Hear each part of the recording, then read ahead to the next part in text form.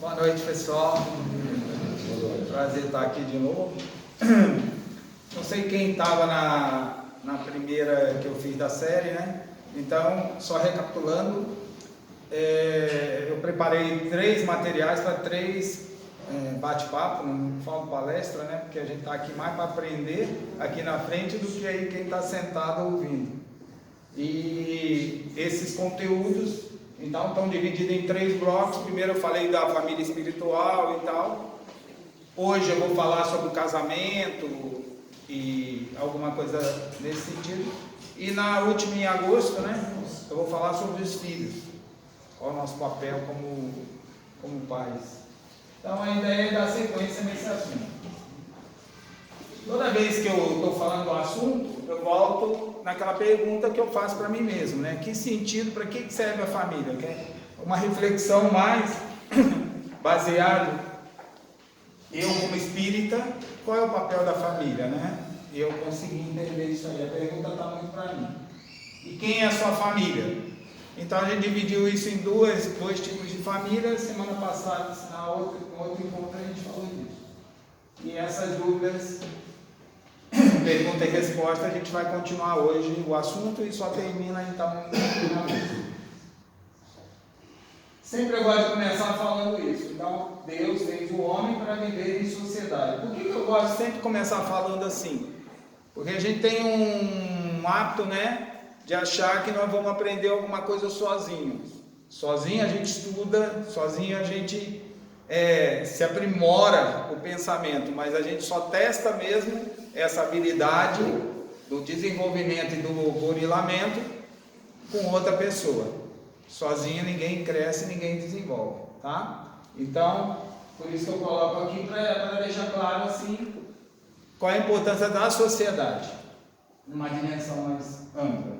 E sempre eu gosto de dizer o seguinte, que nós temos que compreender que antes de ser pai, mãe, esposa, filho, igual hoje eu vou falar, marido e mulher, né, nós somos espíritos. Todos nós. Nós estamos aqui num processo, né, que encarnado define o gênero, mas desencarnado não define. Ok? Com isso, eu falei da outra vez que existe uma organização das famílias, como é que elas são organizadas. E eu falei então que tem a família espiritual, a reencarnação e a família humana. A família espiritual, aquela de espíritos afins que estão evoluindo e progredindo juntos, né? Que é a minha família espiritual. O processo de reencarnação e a família humana, que é a família que eu estou querendo entender, que eu estou convivendo nesse momento aqui, enquanto encarnado. Então essa é a ideia. E aí vem aquela coisa de novo, de uma nova chance, amor, alegria e luz. Ok? Tudo bem? Então vamos começar com o namoro, né? É mais gostoso, né? Dizem que a gente deve ser eternos namorados, né? Aí o comércio aproveitou isso e socou bala, né? Dia dos Namorados, né? Já está sendo uma das datas mais importantes para o comércio e tal. Então vamos ver como é que começa um namoro, né? O namoro também é por acaso? O que vocês acham? Eu ouvi algumas histórias, né? O cara estava aqui, foi fazer uma viagem lá, muito longe, né? Vamos falar onde, sei lá, na China. Chegou lá, se apaixonou. A pergunta é, isso acontece por acaso? O que vocês acham? Se ele não fosse na China, ele não ia encontrar, não ia se apaixonar? Como é que funciona, né? Então eu queria começar discutindo isso, né? O namoro, segundo a visão espírita, se traduz num encantamento, né, de 2 seres que acontece a princípio, na nossa visão encarnada, de forma imprevista, né? Eu fui numa festa que eu nem iria e lá encontrei o amor da minha vida. Foi lá que eu encontrei, né? Então, vamos tentar entender isso aí. Será que essas coisas são por acaso? Será que o namoro começa? De que jeito? Então, vamos lá. Contamos com inteligências desencarnadas desse jogo afetivo. Ó, já começando por aí. Então não foi tão por acaso assim. Ok? Existe uma força, uma inteligência. Como é que a gente pode traduzir essa inteligência aqui? Existe lá o plano reencarnatório, que às vezes você escolheu, ok? Mas você veio para cá e esqueceu, não esqueceu? Então, mas você tem aquela família espiritual sua lá, que são espíritos afins, não são? Então eles vão estar aqui incumbidos como se fossem os cupidos, né? Aquele verdadeiro, existe o cupido? Existe, né? Na visão espírita, quem é o seu cupido? Quem foi o cupido do seu casamento, né? Do seu namoro? Foi aquela pessoa que é da sua família espiritual, que está no plano superior, trabalhando para que você consiga cumprir aqui seu plano reencarnatório, ok? Então, o verdadeiro espírita, eu sempre falo isso, né? Tem que ter a convicção de que tudo que acontece na vida dele é o que melhor pode acontecer para o seu processo de evolução. E o namoro é um deles, tá bom? Então, para que serve isso? Ele vai juntar nessa reencarnação para que podemos progredir, né? Evoluir. Depois no casamento nós vamos ver qual é o sentido maior disso ainda. No plano espiritual, né? São traçados dentro da lei de reencarnação, baseado muito em experiências passadas. Então já no namoro já começa esse processo, ok? Da aproximação, do encantamento e tal. E aí, e muitas das vezes vem um casamento. Ah, mas por que alguns namoros terminam e do nada surge um outro casamento? Tem isso também, não tem? Conheço muita gente que namorou 7 anos e não casou. De repente, em 6 meses, será que existe alguma interferência aí do plano espiritual? Aí nós vamos ter que entrar no livre-arbítrio versus plano espiritual, plano reencarnatório, tá certo? E aí é um leque enorme de opções e discussões que a gente não vai concluir aqui, num bate-papo curto que nem esse, tá bom? Mas, queira ou não queira, tudo que acontece na sua vida é o melhor que pode acontecer para sua evolução. Se eu acredito nisso, talvez eu namorei 7 anos, não casei porque não era para casar, ok? E aí eu casei com outra pessoa em 6 meses, por quê? Porque era o que era melhor para acontecer para mim no meu processo, tá certo? Lá na frente a gente vai ver, existe 5 tipos de casamento, existe alguns que não são muito programados, mas não é a regra geral. Tá? Bom, então o que é o casamento? Vamos começar por aí. Livro dos Espíritos, né? O Espiritismo nos ensina que o casamento é um progresso na marcha da humanidade. Então a gente casa para progredir. A gente não casa para regredir, né? E ali na frente a gente vai entender por isso. Então, para o espírita, o casamento é uma forma dele progredir, porque vivendo junto a gente vai conseguir resgatar muita coisa, tá? Aproximam assim, via reencarnação, um novo mergulho no esquecimento através da carne, né? E aí existe um reencontro sobre o mesmo teto. Então, lá na frente a gente vai ver, a maioria dos casamentos, a maioria, não, são para pagar débitos do passado, a grande maioria. Então aí a gente já começa a entender por que disso. São os mentores espirituais, né, que vão trabalhar em prol dessa orientação dentro do casamento. Então, portanto, né, podemos concluir que o plano espiritual é patrono do seu casamento. Ok? Deu para entender? A gente está muito fixado no padrinho, né? Vou casar, eu quero pegar uns padrinhos aqui e colocar. Hoje em dia bota lá 10 casais de um lado, 10 do outro, que até ajuda, né? O casal a começar a vida e tudo. Mas lá no plano espiritual também tem alguns espíritos que são patronos do seu casamento. Eles vão zelar pelo seu casamento. Ok? E aí, qual é a ideia? No palco da terra, né, nós vamos resgatar dívidas de amor. Então é através disso que nós vamos trabalhar a questão do casamento propriamente dito. Então, vamos lá, vamos ler junto aqui para a gente poder acompanhar. O casamento ou união de dois seres, já mudou um pouquinho, não mudou? Já não estou falando só o casamento que a gente conhece na igreja, estou englobando o laço de duas pessoas. Também não estou considerando gênero, estou? Porque hoje em dia é um assunto polêmico, tá certo? Então estou falando a união de dois espíritos, né? Origina um regime de vida em comum, pela qual duas criaturas se confiam, tá? Uma na outra no campo da assistência mútua. Então, para o plano espiritual, essa união que a gente chama de casamento, que pode ser o casamento, mas pode ser outro tipo de união, ok? Ela é um processo onde um confia no outro e um assiste o outro. Assistência mútua é um ajuda o outro.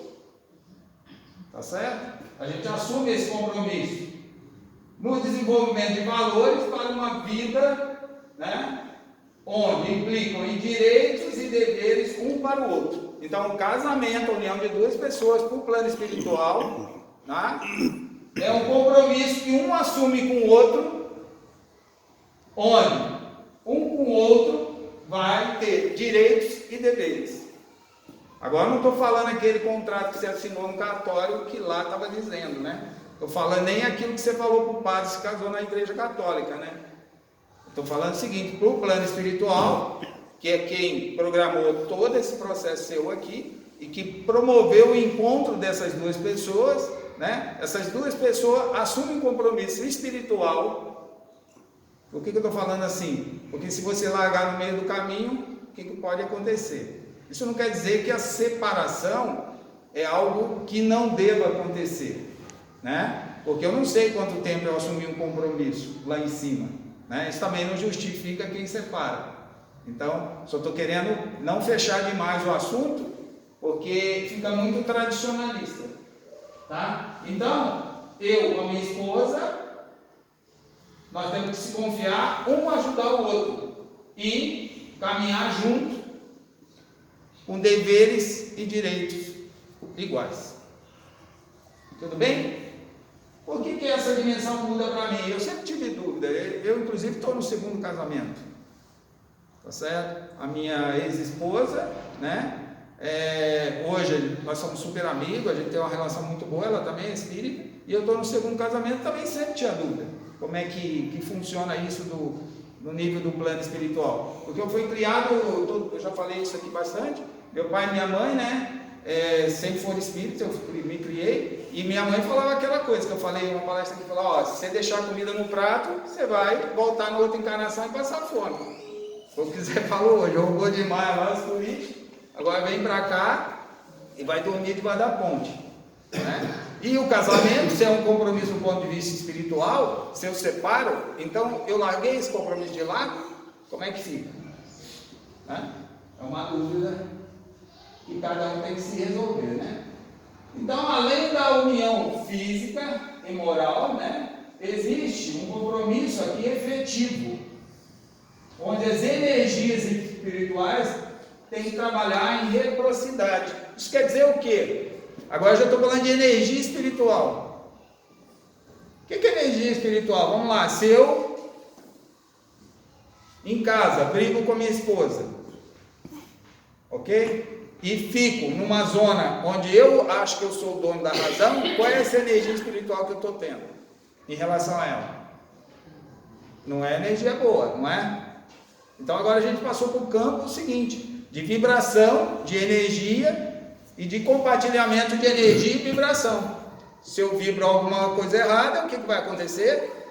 Vai vir de forma errada para mim.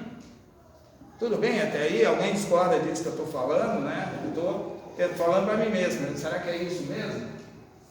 Então é importante porque a gente tem um compromisso afetivo e tem energias. Lá no meu lar tem energias lá, do plano espiritual, né? E eu estou compartilhando essas energias. Então, primeiro ponto, nunca o casamento, né, se realiza no acaso.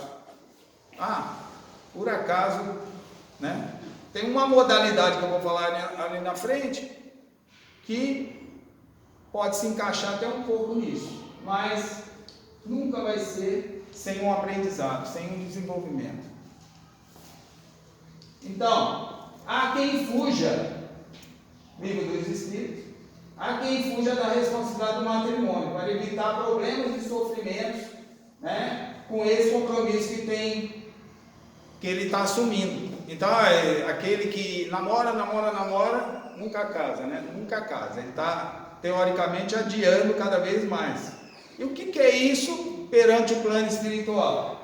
Então, se você se isola, você está adiando o seu resgate. Então, você foi lá, programou de vir, ficar com alguém, viver junto, mutuamente, e você está adiando esse processo. Então, esse processo você não vai conseguir resgatar. Por que muitas pessoas não querem saber de casamento? Hoje, ainda mais ainda, né? A gente está vivendo uma situação onde os filhos cada vez mais querem ficar na casa dos pais, né? Antigamente, com 20 anos, a gente já queria sair de casa, já queria casar e sair de casa, ficar livre, né? E voar. Hoje, cada vez mais, o jovem está adiando cada vez mais. Por causa do conforto do lar, as molezas que ele tem, né?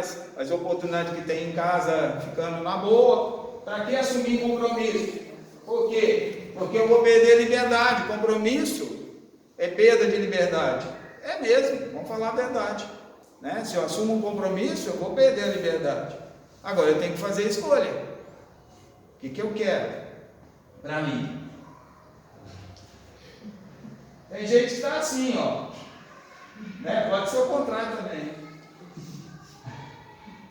O que eu quero? Viver uma vida tranquila. Olha que legal. Quero viver uma vida tranquila.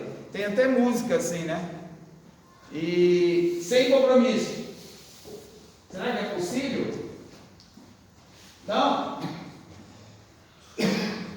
Diz até o Divaldo, uma das palestras dele, ele fala: por que a solidão? Porque eu não sou solidário, né? Então a solidão só bate em alguém que não é solidário. E não ser solidário não é assumir as suas responsabilidades. Então quem não assume as suas responsabilidades encarnado, provavelmente vai viver na solidão. Provavelmente. Tá certo? Imagine comigo, tá lá o plano espiritual, você fez seu programa reencarnatório. Assumiu um compromisso com outra pessoa numa vida mútua aqui enquanto encarnado. Veio aqui e está pulando fora cada vez mais disso. Aí o plano espiritual vai rearranjar tudo para você encontrar outra pessoa? Pode acontecer, mas já fica mais difícil, né? Aí o seu anjo da guarda tem que trabalhar o dobro, né?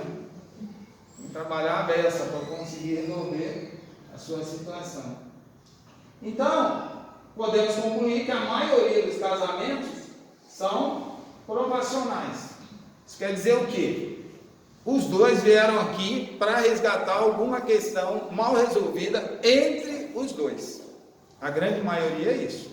Então, se seu casamento não está bem, ou se tem alguma coisa que não está funcionando muito bem, tem que fazer, né, uma leitura por que isso está acontecendo. E aí ver de que forma isso pode ser mudado. Então, nós somos os únicos responsáveis na nossa situação. Se eu estou com alguma situação diferente hoje, é porque eu prejudiquei alguém no passado. Isso não tem escapatória, né? Aquela coisa que mais me incomoda é aquilo que eu mais preciso ser trabalhado. É essa reflexão. Por isso que é bom a gente sempre parar e pensar por que está acontecendo isso comigo. Em vez de falar assim, mas por que isso acontece comigo? Não, tem que ser, por que eu preciso ter esse aprendizado? Por que eu preciso mudar nisso? O que está acontecendo? Então, o reencontro com o parceiro visa questões de vidas anteriores, e aí com isso você vai passar por provação de afeto. Então vamos supor, eu estou encarnado aqui, é uma leitura múltipla, onde eu apoio ele, o parceiro me apoia, e eu estou sendo negligente cada dia mais nessa atividade. Então pode ser que na próxima encarnação eu volte de novo com a mesma pessoa para tentar devolver para ela aquilo que eu não dei. O que vocês acham? É possível isso?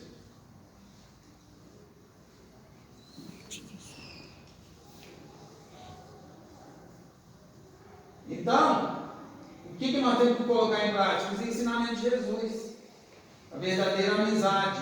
O seu parceiro, no mínimo, tem que ser um amigo seu espiritual. Se no fundo, gênero e relação, pai e filho, marido e mulher, homem e mulher, é uma questão do encarnado, então eu tenho que fazer uma reflexão, o que está acontecendo comigo, o que aconteceu comigo enquanto desencarnado. E aí o casamento vem com a principal finalidade de resgatar essas questões. De que forma eu preciso resgatar?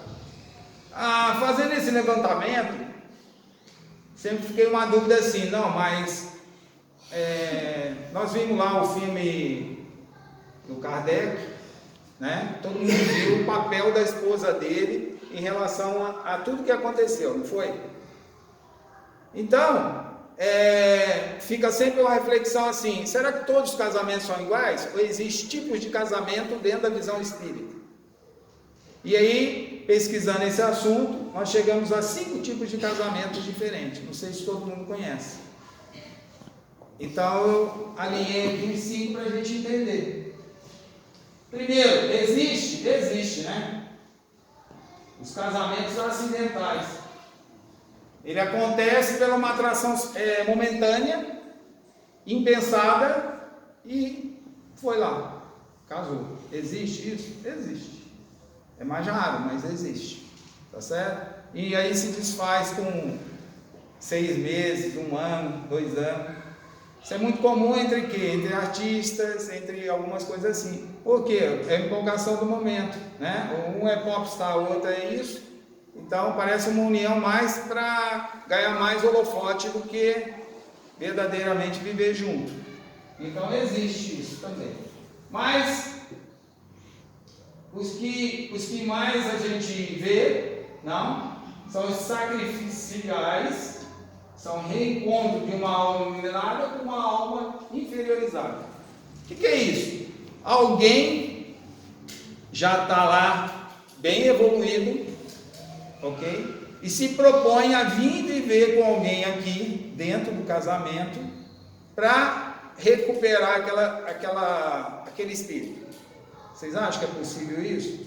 Você vê num casamento assim, vou citar o exemplo de homem que é mais fácil citar para mim, né? A mulher está em casa, faz a janta do cara e o cara vai toda noite para o boteco e bebe. E a mulher continua do lado dele até ele desencarnar. Existe caso assim? E você fala assim, essa mulher é uma santa. Por que ela aguenta isso? Ninguém entende. Porque, ainda mais agora com o direito da mulher, com um monte de coisa, né? Às vezes o cara até bate, né? Que não é correto, mas tem. E a gente fica lá tentando entender esse casamento. Tentando entender por que isso acontece. Então, existe. Porque a gente assume um compromisso lá em cima de vir aqui, viver, conviver e tentar trabalhar com uma pessoa que a gente quer tentar melhorar. Eu dei um exemplo negativo, que é o cara vai até o fim no bar, mas tem muito exemplo positivo que o Espírito vem e consegue realmente resgatar aquela pessoa e consegue deixá-la melhor pelo exemplo, pelo dia a dia, pela dedicação, pelo esforço, tá certo? E consegue deixá-la muito melhor e com isso os dois conseguem evoluir juntos. Os mais comuns, que eu acredito que seja quase que 99%, né? São os profissionais. São o quê? Nós vamos se encontrar, porque eu devo para você, você deve para mim, a gente precisa acertar as contas. Ok? Pode ter? O que vocês acham? É a grande maioria, na minha opinião, porque nós não temos aqui ninguém melhor nem pior do que ninguém. A grande maioria está no processo. E eu hoje, quando observo o meu casamento, Eu consigo enxergar, depois que eu comecei a tentar entender melhor, eu sei exatamente aonde eu preciso melhorar, olhando para quê? Pela minha esposa. E eu sei, tenho uma clareza de onde eu posso ajudar ela a melhorar, olhando ela também. Então fica muito claro para mim, né? E com isso eu consigo ir melhorando no dia a dia. Ainda estou longe, mas hoje eu tenho clareza, né? Eu digo hoje porque a maturidade também ajuda muito. Você, quando é jovem, você não percebe as coisas, é muito difícil, né? E aí quando você vai ficando mais maduro, né? Eu tive a oportunidade nessa reencarnação de ter 2 casamentos, e agora eu estou com os pequenos de novo, já com a idade mais avançada. Então eu consigo olhar os filhos que eu criei no passado, os filhos que eu estou criando hoje, né? A esposa que eu tive no passado e a esposa, é como se eu tivesse duas encarnações juntas, né? Mais ou menos assim. Não acho que isso é um exemplo, só estou dividindo com vocês como é que é a minha vida. E nesse segundo casamento, inclusive ela não conseguiu ficar aqui, está lá com as crianças, eu acho, porque hoje tem bastante criança, mas eu consigo ver, assim, qual a importância do casamento. É um ajudar o outro a melhorar naquilo que ele não consegue melhorar sozinho, né? Isso para mim, eu com certeza estou nesse aqui. Existem os afins, né? Olha que legal. Vocês lembram da alma gêmea que eu falei na outra palestra? Lembra que eu falei assim, espíritos, família no plano espiritual, que são espíritos afins, que trabalham na mesma inclinação e tal. Existem alguns que lá no plano espiritual resolvem vir aqui, né? Os dois juntos, para desenvolver algum trabalho juntos. Que aí os dois juntos criam mais força. Então um não veio melhorar o outro. Na verdade, eles vieram juntos se somar para fazer um grande desenvolvimento, para ter filhos, alguma coisa no sentido de comunidade, de tudo no sentido mais amplo, vamos dizer assim. E aí seria muito legal, né? Mas eu acho que são poucos os casos. Aqui eu fico, talvez no casal que eu citei do filme, que você vem, né, para realizar algo muito, muito, muito fora, que você não conseguiria realizar. Não sei, aqui teve várias palestras, eu não guardei o nome da esposa do Allan Kardec. Você guardou? É um nome legal. E não sei quem acompanhou, depois que ele faleceu, o que ela fez depois. A gente já teve palestra aqui. Então, quando eu preparei esse material, eu lembrei do casal, não tinha como não lembrar. Porque é um legado muito grande, construído muito junto, muitos dois. A gente sempre ficou na figura do Kardec, mas hoje já se dá um valor danado à esposa dele, que sustentou todo o movimento que aconteceu e mais o que ela fez depois, ainda que foi traído pelo melhor amigo dele lá, depois que ele morreu. Mas isso é outra história, é outra palestra, né? Mas vale a pena quem não viu ver essa história, que é muito bacana. Para mim esse exemplo é muito aqui, ó. Ela viveu mais ou menos uns 8, 9 anos depois que ele morreu. E nesses 9 anos ela fez muita coisa ainda pelo Espiritismo, muita coisa, mesmo sozinha. Esse amigo dele ajudou ela com as coisinhas finais que o cara tinha. Isso. Se não me engano, é Emílio. Um negócio assim. Esse. Ok, pessoal, até aqui, tudo bem? Bom, eu falei então do casamento, do namoro, do casamento. Agora eu vou falar assim, e o lar? O que é o lar para vocês? Que se tem um casamento, e o casamento é onde a gente vai se desenvolver, então o lar é o lugar mais especial na vida de vocês. Então, falando um pouco do lar, o que é o lar para vocês, né? O lar é onde a gente vai fazer a nossa educação doméstica. É lá que a gente... Minha avó falava assim, só conhece o casal depois que comeu 1 quilo de sal junto. Por que a sabedoria, né, dos antigos, né? Por quê? Porque você só conhece a pessoa convivendo com ela. Não adianta nada eu vir aqui falar sábado à noite para vocês, um frio danado, chegar em casa e praticar tudo diferente. Não tem o menor sentido. Tá certo? Eu tenho que viver isso tem que ser minha vida, né? Então, o lar tem que ser cuidado com muito carinho, porque o lar, vou agora fazer os links, pode ser? Por que eu estou falando isso agora? Porque, principalmente quem ouviu, acho que, não sei quem não ouviu, mas eu acho que a maioria que ouviu é a primeira palestra que eu dei, né? Então, eu não falei que tem lá a nossa família espiritual? Eu não falei que o casamento é abençoado ou acompanhado pelo plano espiritual, que são padrinhos do casamento? Então, aonde o plano espiritual vai trabalhar esse casamento? É na rua? Pode ser, mas é principalmente aonde? No lar. Lá o plano espiritual está atuando junto com a gente. Lá é nosso ambiente, né? Quando você fecha a porta da sua casa, você evitou que alguém vá da sua casa, não é? O seu lar, pelo plano espiritual, com a proteção e afinidade dos espíritos afins, também é como se fechasse seu lar para influências que você não gostaria que tivesse dentro da sua casa. Tá? Então, o que é o lar na visão espírita, né? É semelhante à embarcação. Eu achei bem bacana isso aqui. Porque a gente fala do lar também, né? A gente pensa em algo estático ali, seguro, com alicerce e tal, né? E não é bem esse sentido que eu quero dar. O lar que eu estou dizendo é um barquinho. Que é o quê? Que ele está no mar da vida. Olha que interessante. É um barquinho que está no mar da vida. E vai ter tempestade, não vai ter? Vai ter ressaca, vai ter onda alta, vai ter um monte de coisa. E o casal tem que estar se ajudando mutuamente para esse barco não afundar. Para superar tudo, vai ter coisa de um lado, vai ter coisa do outro, vai ter coisa dos dois, vai ter coisa de fora. E a gente vai ter que continuar navegando, porque a gente assumiu um compromisso. Gostaram do barquinho? Eu gosto de botar figura, né, cara? Porque a gente lembra mais fácil das coisas. Então, as forças divinas vão operar desde que você tenha o coração aberto. Coração aberto, força divina. Coração fechado, influência do mal.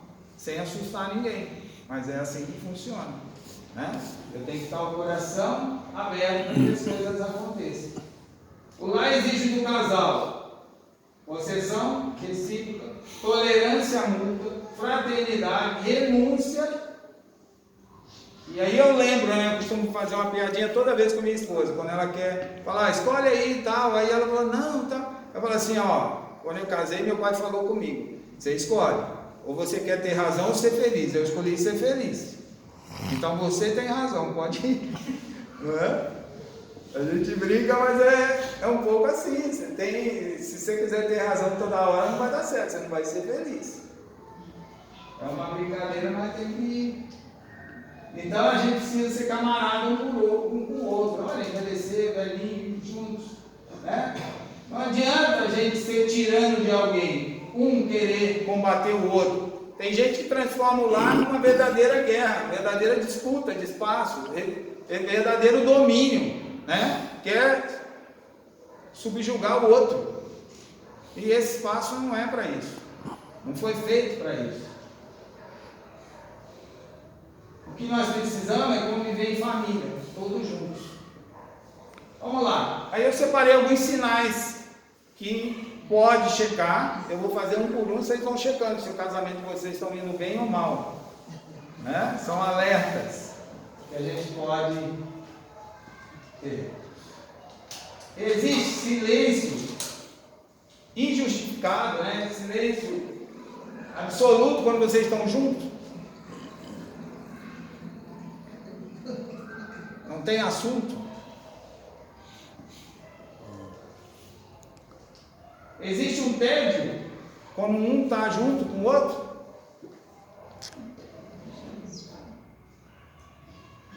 Estou perguntando para mim, né? Não é para vocês.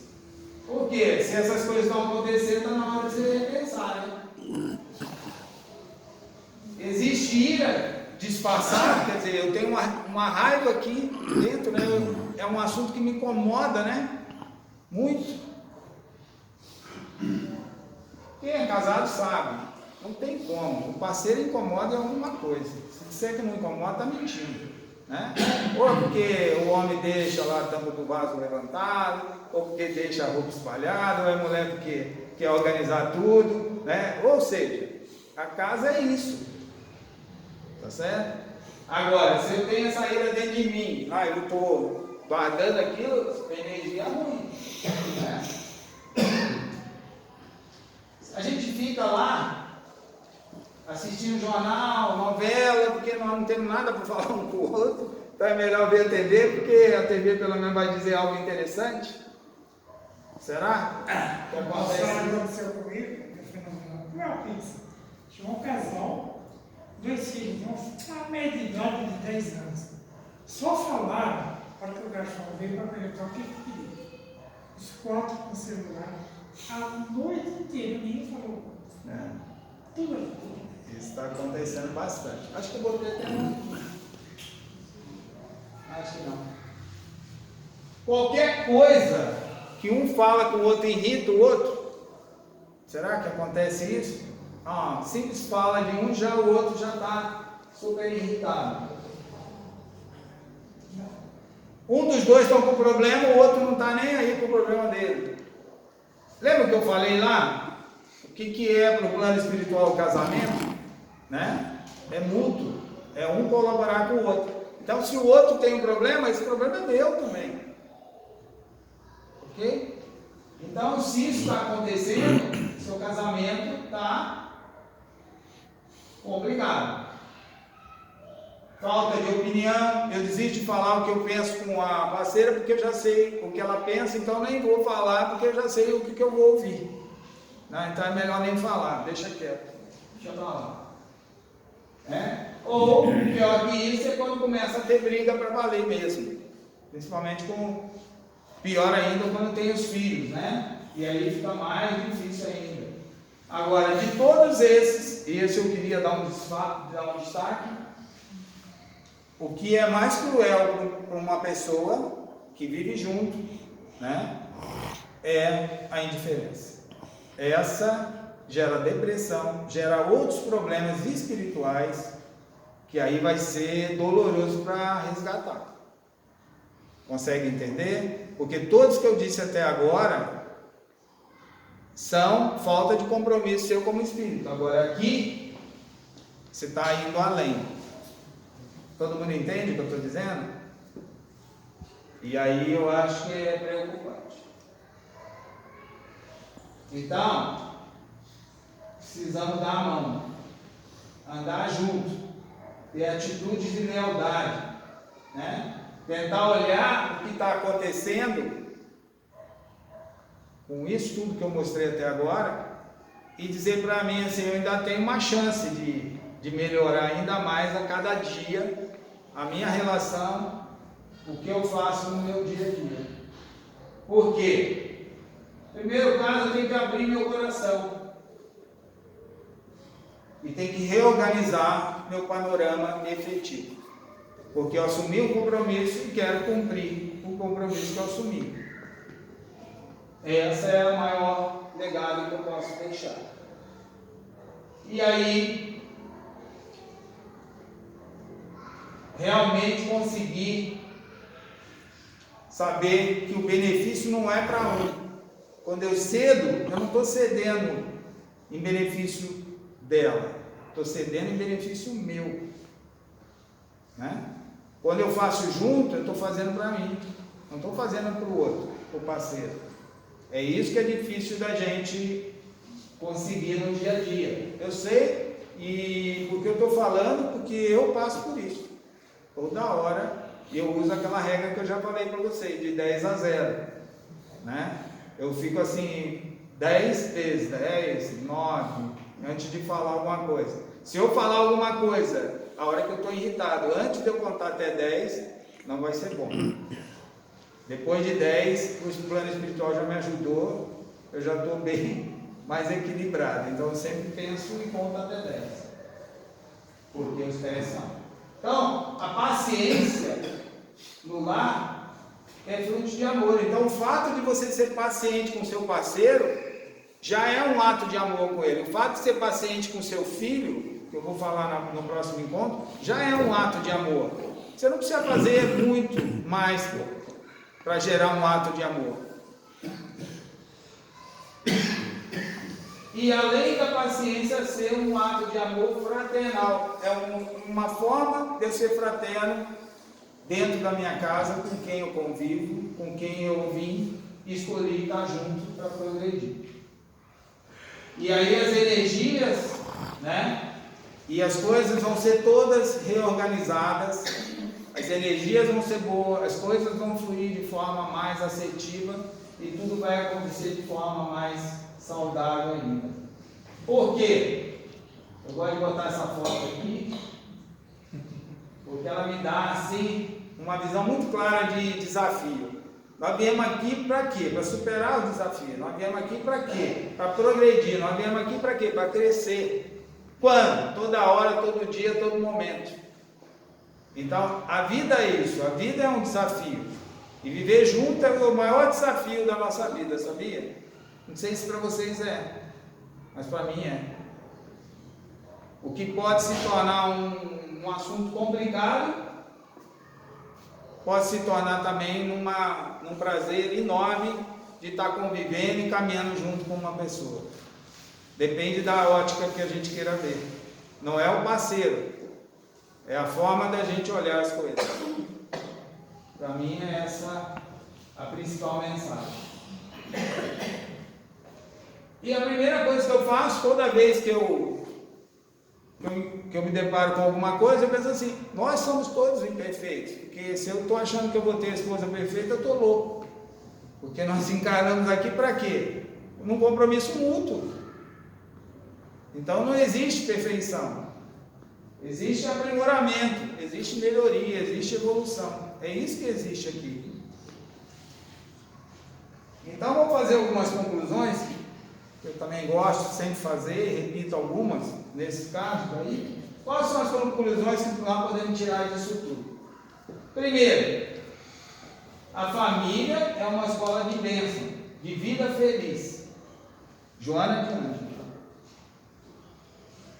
Tá? Então, como o plano espiritual, como a gente se organizou, como o namoro, como o casamento, como o lar, tudo isso que eu venho falando, é o quê? É uma escola de bênção. Então a família existe para isso. Nós viemos para viver em sociedade. É num plano encarnado que a gente exercita a vida em sociedade. E a vida em sociedade, o principal pilar da vida em sociedade é a família, é a casa.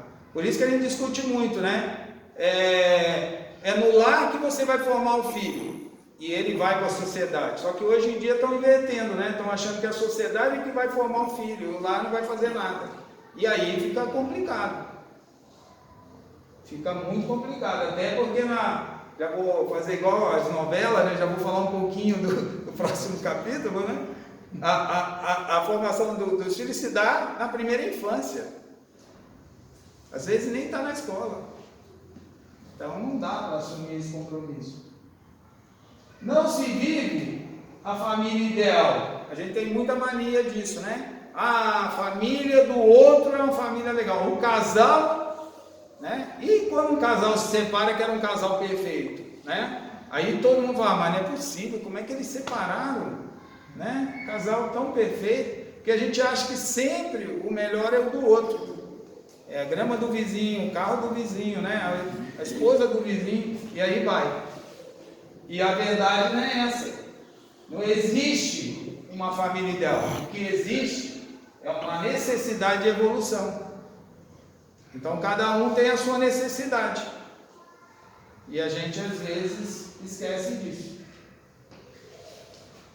Nós reencarnamos na família que mais foi adequada ao nosso plano reencarnatório. Então tudo está programado.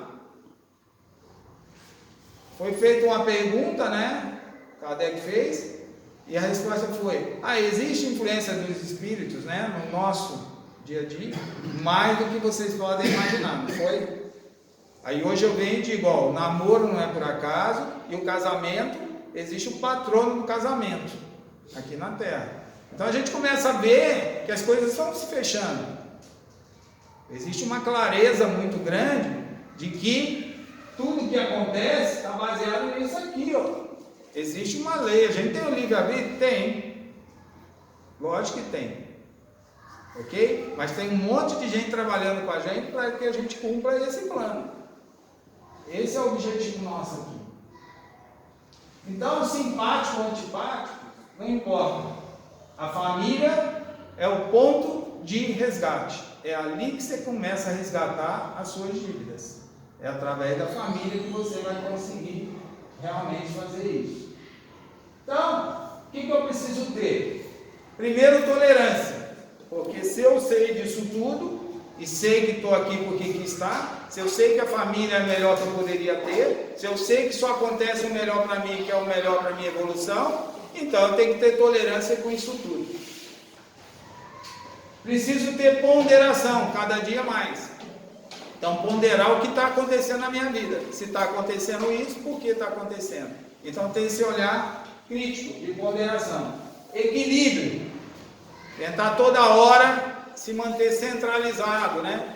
Não, igual o Zé falou, ó, tá bem, foi ali, saiu com o carro, bateu o carro, já está totalmente desequilibrado. Quer dizer, como é que você consegue resolver as coisas assim? Pensamento positivo. Se eu penso positivamente, as coisas acontecem positivamente. Se eu penso negativamente, elas acontecem negativamente. Então, controlar o pensamento é algo importante. E, acima de tudo,